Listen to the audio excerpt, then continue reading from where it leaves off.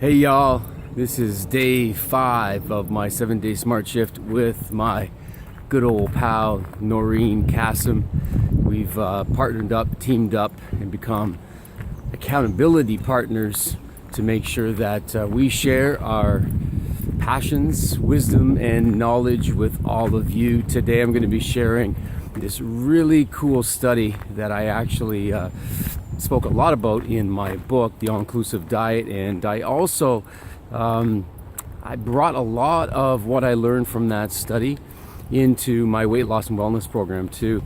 It's from the NWCR, which is the National Weight Control Registry, which is in the States, run by a bunch of scientists, and they've come up with some really interesting findings in regards to how to have sustained long-term weight loss, which, let's face it, we don't have a problem taking it off, we have a problem keeping it off. So they've determined that there's 6 essentials that they've witnessed with all the thousands of people that have been registered with their study, which is ongoing, by the way.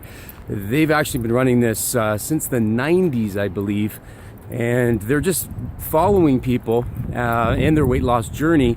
And most of these people have been with this study for 5 years or more, and they're looking for specifically people that have lost 10% of their body weight and maintain that weight loss for more than 1 year. So that's sort of the marker, and if you haven't hit that marker, then they're not really showing any of those results, just the results of the people that have been able to take it off and keep it off. So here's their 6 top strategies and what they witnessed for the people that could keep it off. The first one was engaging in high activity. Now what that meant was engaging in activity, moderate to high intensity, for about 60 minutes a day.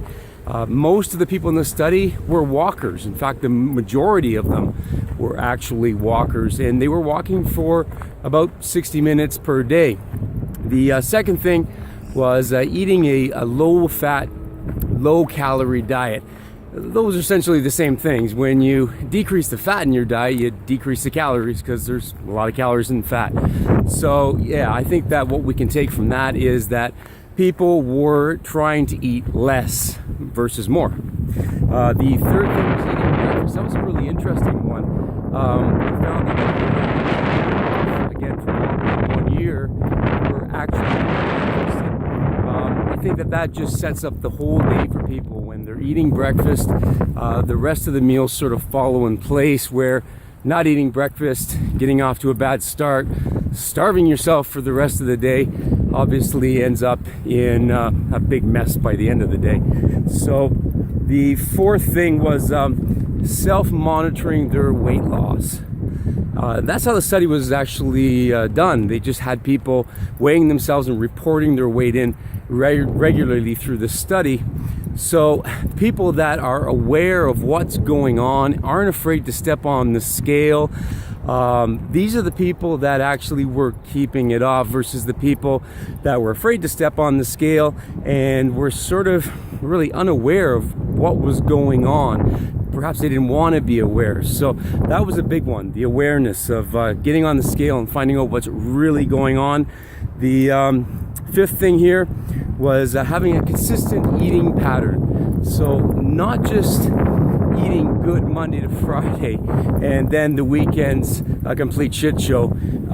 Eating consistently 7 days per week, more or less, was a lot more successful for weight loss or long-term sustained weight loss than sort of that all or nothing approach. So, Monday to Friday, you're dieting hard, and then Saturday and Sunday, it's a big old party.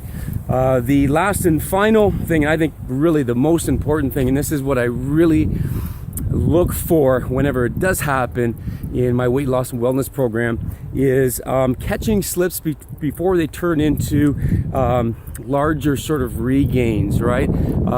Relapsing basically is what this is referring to. So when people have a slip, and they're gonna have slips, there's no doubt about it, we're humans, trying to catch those before you sort of unravel completely and you're just so devastated from that slip that getting back on track is not a possibility anymore. You're completely deflated. So sort of catching yourself before that happens, getting back to basics, using the tools that you've learned that got you the weight loss initially is going to be so important. And like I said, when I see people slipping in my weight loss program, I'm on the phone with them. I'm communicating with them.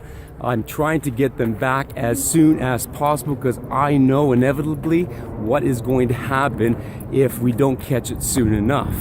So those are the 6 top strategies for long-term sustained weight loss from the NWCR study. Look it up, it's on the web. It was incredible just to find out exactly what people are doing to keep the weight off.